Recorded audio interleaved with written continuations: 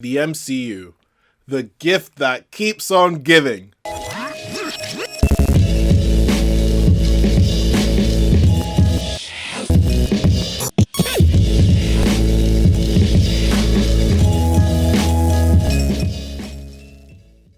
everyone, how you doing today? Welcome back to my channel. Now today I'm going to be talking about Wandavision. This is the review for Wandavision, and you're probably wondering if you've seen any of my previous reviews. I'm in a completely different location. I decided to not use the TV anymore. I can't be bothered. Let me not lie. I can't be bothered. And to do all the, it's not hard to do, really, truly. I just can't be bothered. I just want to sit in the nerd area from now on when I do these reviews.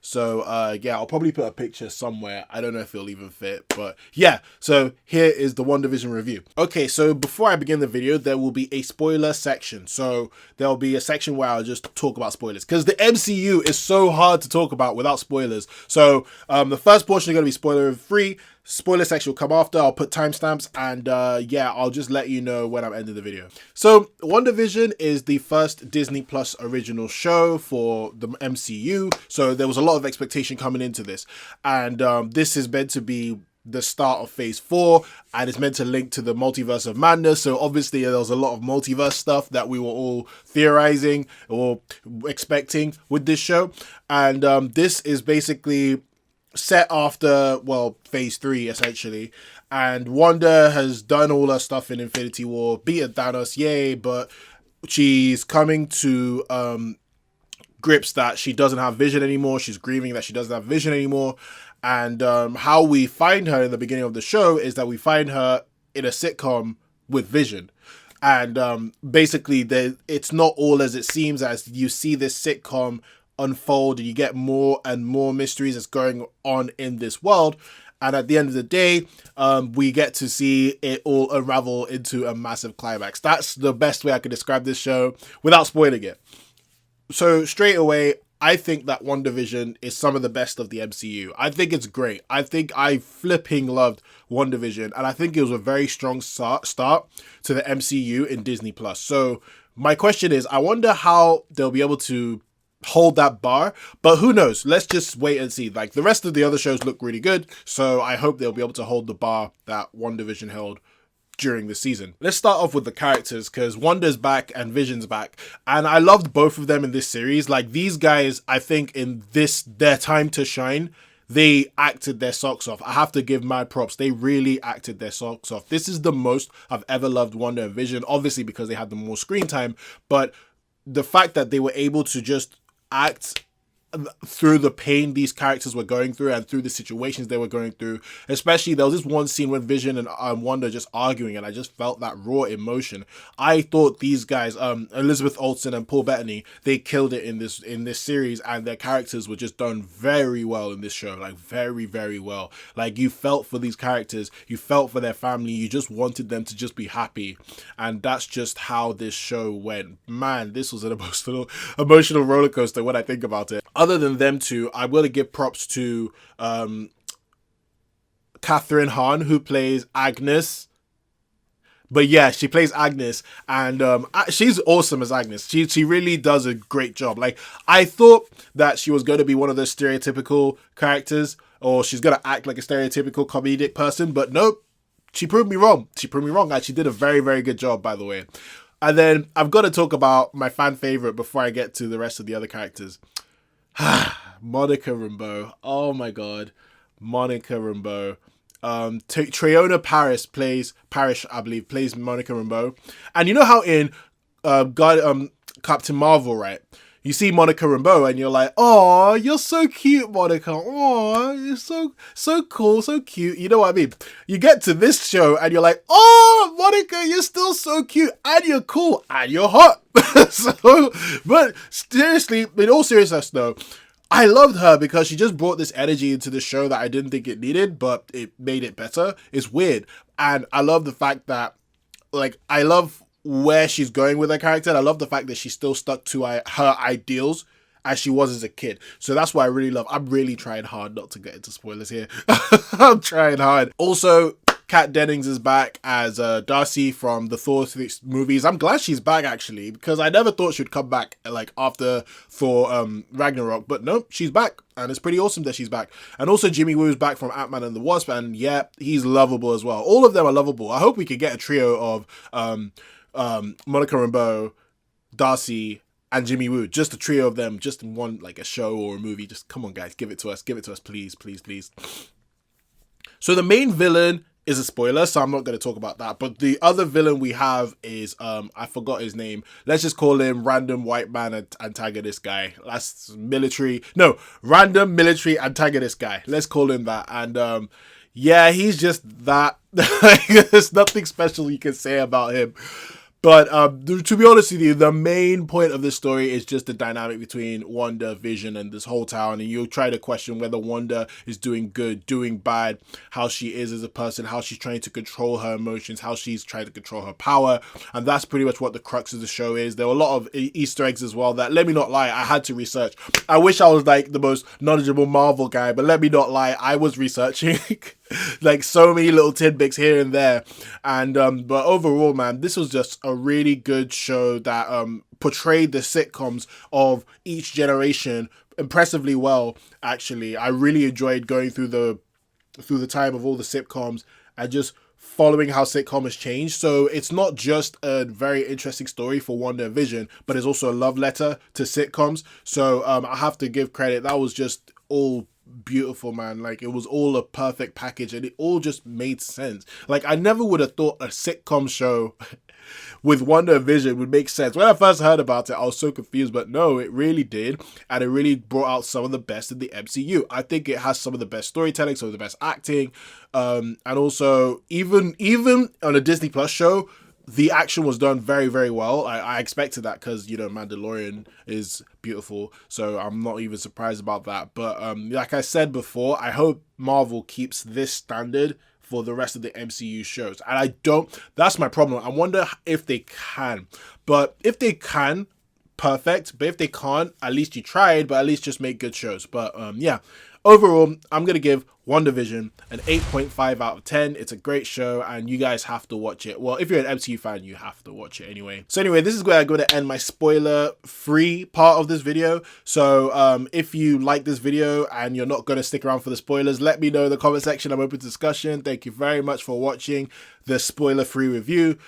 Please like this video, subscribe to my channel for more on pop culture and entertainment, and have a great day, stay safe, and see you soon. And let's move on to the spoilers.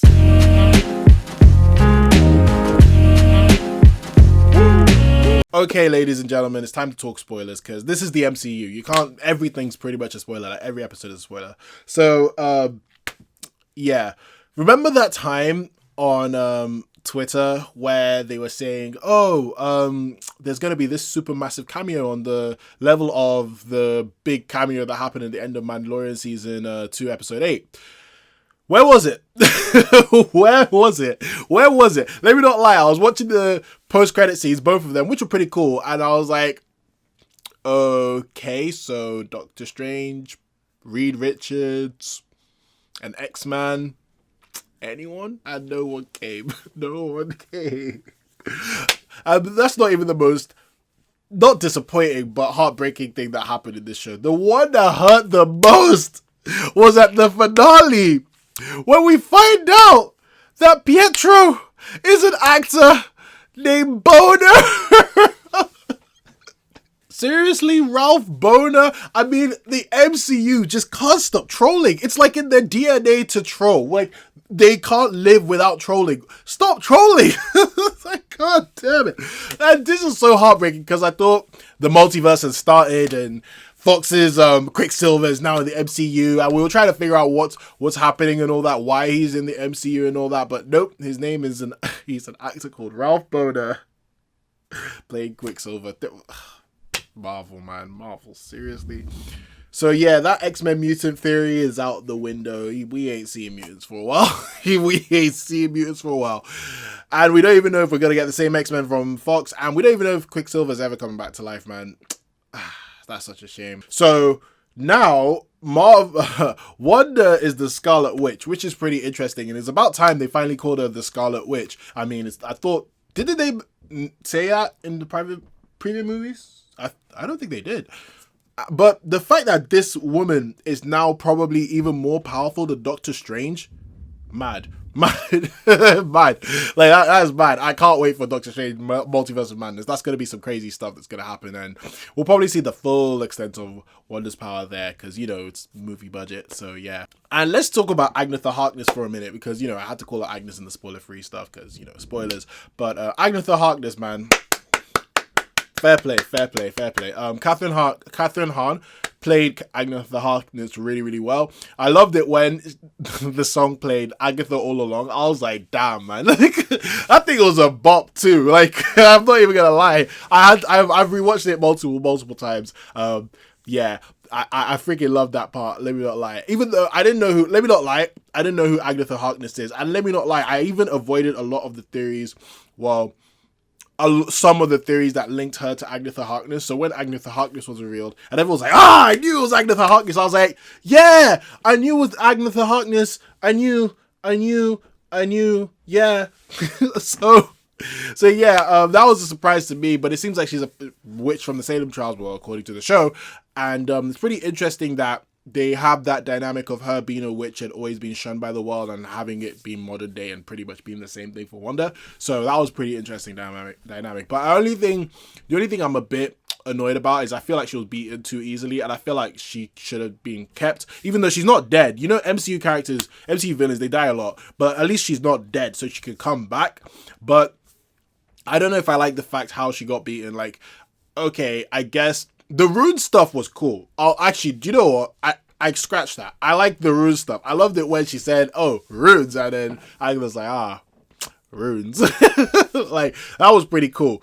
But she seemed like she got beaten a bit too easily. I was just, in my opinion, I would have wanted more of a, you cannot beat me no matter how hard you try moment. But I guess she is the Scarlet Witch, so it makes more sense for her to get beaten easily. So yeah, that's just my opinion.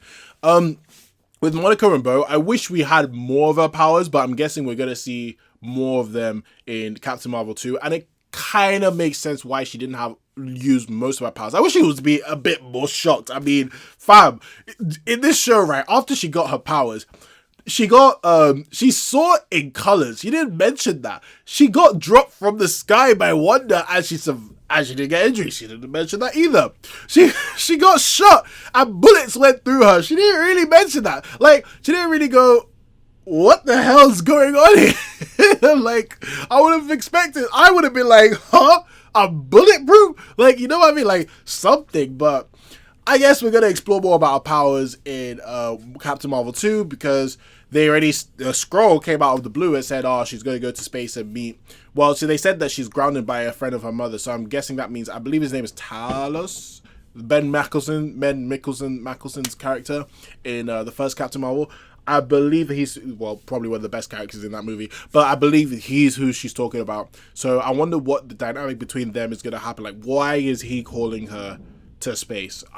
I want to find out about that, but yeah, again, we'll have to wait till the movie to see that. But yeah, I want more of Monica Rambeau's powers because Monica's meant to be OP, so I want to see her be OP in the next movie. So yeah, Vision, the whole Vision and White Vision stuff was a bit interesting because when White Vision came, right, I expected, or what we got was all right. I didn't mind that at all, actually. But the fact he got his memories recalibrated by Wanda's vision, and he goes, oh, I am Vision, and shoots off, and then boom, he's gone. I'm like, okay, where are you going? Like, it was kind of like that Hulk in Age of Ultron thing, where he just vanished and was like, okay, where are you going? Like, you're gonna meet up with the character eventually, which Hulk did, and I think Vision's gonna do that eventually, so that was a bit odd. But at least I'm happy that he knows he's Vision, because Wanda's gone through a lot, man. That's gone through a lot. That final scene where her whole family's disappearing, that was painful.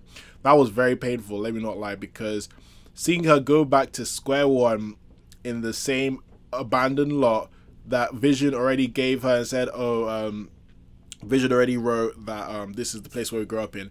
Starting back there after this having a whole family and all this, that was pain. That was pain. That was pain. Like that was very, very painful. And MCU went darker in some instances that I thought they would. So when they were all telling her, all the villagers of or villagers, all the what do you call them, citizens of Westview, when they were all telling Wanda, no, I need to see my child, let me go and see my child, like, land, if I can't see my child, at least let us all die. Like, bro, that was dark, man. And seeing Wanda just like, I don't know, like losing control, like that was, not only was that an amazing acting moment from Elizabeth Olsen, but man, the way everything was just cracking down there was just kind of, bro, that was brutal. That was very brutal. And even when she like strangled them by mistake, bro, I was like, woo, MCU, okay, all right, I like this, keep going with this.